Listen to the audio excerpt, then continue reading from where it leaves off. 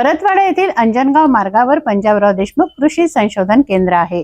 या केंद्राला सध्या टाळं लागलाय। या ठिकाणी 2019 मध्ये सामाजिक वनीकरण विभाग अचलपूर यांच्या विद्यमाने 18,19,000 रुपये खर्च करून कृत्रिम तलावाची निर्मिती करण्यात आली होती। या तलावाच्या पाण्यावर 12,331 वृक्षांची लागवड येथे करण्यात आली। सामाजिक वनीकरण विभागाचा 3 वर्षाचा जो कार्यकाळ होता तो संपला। हा कार्यकाळ संपल्यानंतर याला हस्तांतरित करण्यात आलं नाही। मत्स्य व्यवसाय व शेतीसाठी कृत्रिम तलाव वापरला जाऊ शकतो, मात्र तसं काहीही न होता आता या ठिकाणी असामाजिक तत्वांचा हैदोस आहे। गुरढोरं इथे चरतात। या ठिकाणी गुंड प्रवृत्तीच्या लोकांचा वावर आहे। वृक्षतोड होते आहे। 12,000 पेक्षा जास्त झाडं इथे लावली होती, ती भविष्यात राहणार की नाही यावरही प्रश्नचिन्ह निर्माण झालेलं आहे। सामाजिक वनीकरण विभागाने येथे एक चौकीदाराची नेमणूक केली आहे, परंतु त्यांनाही न जुमानता असामाजिक तत्वांची गुंडागर्दी येथे सुरू आहे। आज आपण आलो आहे पंजाबराव देशमुख कृषी संशोधन केंद्र परतवाडा येथे। या ठिकाणी 200 एकर जागा ही पंजाबराव देशमुख कृषी संशोधनासाठी इथे उपलब्ध आहे। परंतु आज या जागेवर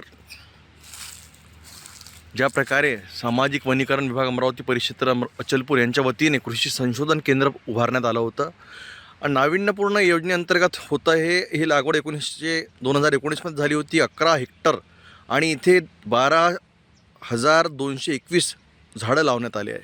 अंदाजे 18,29,000 रुपये खर्च झाले आणि प्रशासकीय मंजुरात याला झाली आहे। परंतु हा 3 वर्षाचा कॉन्ट्रॅक्ट जो आहे सामाजिक वनीकरणचा आणि पंजाबराव देशमुख कृषी विद्यापीठाचा अकोला अंतर्गत हा संपलेला, हा करार संपल्यानंतर इथे इतकी दयनीय स्थिती झाली आहे की 12,221 झाडे लावण्यात आली, परंतु हे झाडे आता जगणार की नाही जगणार हा प्रश्न निर्माण। या ठिकाणी जितके झाडे आहेत त्या झाडाचं संवर्धन करण्यासाठी आता कोणीही देखरेख करीत नाही आणि विशेष म्हणजे झाड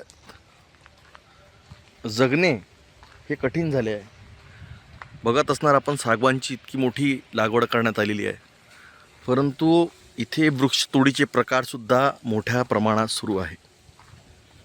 गुरंढोरं चालण्यासाठी ही जागा वापरामध्ये येत आहे। आपण बांबूचे झाड बघत असणार, हे बांबूचे झाडसुद्धा या ठिकाणी आहे, परंतु हे सुद्धा तोडून नेला जात आहे। म्हणजे शासनाचा पैसा खर्च होतो, परंतु त्याच्याकडे कोणत्याच प्रकारचं लक्ष दिलं जात नाही। बघत आहे आपण सागवानची मोठी मोठी झाडे इथे आहे, तरीसुद्धा या ठिकाणी कोणी लक्ष देणारं नाही। सामाजिक वनीकरणला वारंवार तक्रार केल्यानंतर आदिवासी जी वृक्ष संवर्धन संस्था आहे परतवाड्याची, त्यांनी सुद्धा कित्येकदा या तक्रारी मांडल्या आहेत, परंतु त्यानंतर सुद्धा पर्यावरणाला समतोल करण्याकरिता, या वृक्षाची संवर्धन करण्यासाठी, या वृक्षांची सुरक्षिततेसाठी इथे चौकीदारसुद्धा नेमण्यात आला नाही। पैसा शासनाचा खर्च होतो, परंतु त्याची पायमल्ली कशी होते हे बघत आहे। या राज्याचे मुख्यमंत्री देवेंद्र फडणवीस यांनी 2014 मध्ये एक नारा दिला होता, 1,13,00,000 वृक्ष, म्हणजेच 13 लाख वृक्ष लावायचे, परंतु ते वृक्ष संवर्धनासाठी, जोपासण्यासाठी, त्याची सुरक्षा करण्यासाठी कोणीही त्याची काळजी घेत नाही। या ठिकाणी एकेकाळी सामाजिक वनीकरणची टीम इथे राहायची आणि ते इथं काम करत होते, परंतु त्यांचा 3 वर्षाचा जो कालावधी संपल्यानंतर आता ही 12,000 झाडे, 12,231 झाडे, आज याकडे लक्ष देणार तरी कोण? ही दयनीय अवस्था आपण बघत असणार। कशा प्रकारे हे वृक्ष आज इथं वृक्षाची तोड होत आहे, वृक्ष तोडलेले आहेत आणि गुरंढोरं चारण्यासाठी हा परिसर वापरण्यात येतो, परंतु वॉचमन नसल्यामुळे कोणत्याही प्रकारची इथे कारवाई होत नाही. आपण बघत आहे कृत्रिम तलाव, आणि हा तलाव, इतका मोठा तलाव तयार केल्यानंतर या तलावाचा कोणत्याच प्रकारचा उपयोग नाही. एके वेळेस इथे मासेमारी, मासोड्यांची शेती केल्या जात होती, परंतु आता तीसुद्धा कालांतराने बंद झालेली आहे.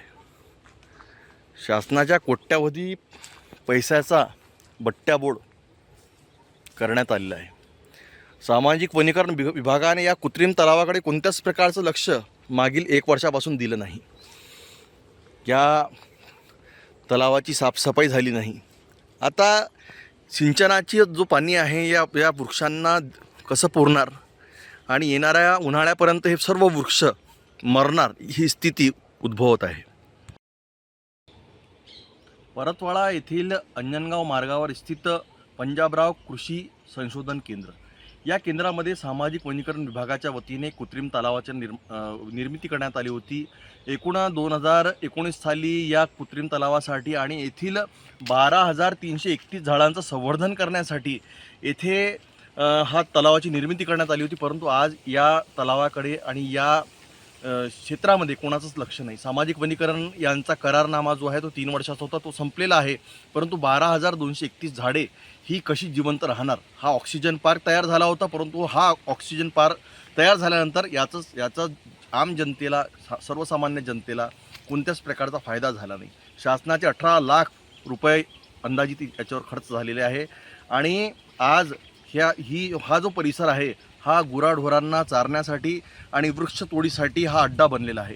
येथे नुकतंच सामाजिक वनीकरण विभागाच्या वतीने एक चौकीदार इथे तैनात करण्यात आला आहे, जेणेकरून हे वृक्ष भविष्यात वाचतील यासाठी कुठेतरी सामाजिक वनीकरण विभागाने आणि शासनाने, राज्य शासनाने, या राज्याचे मुख्यमंत्री देवेंद्र फडणवीस यांनी 2014मध्ये नारा दिला होता, 1,13,00,000 वृक्ष. अरे 13 लाख वृक्ष लावा, परंतु त्याला जोपासा, त्याची रक्षा करा.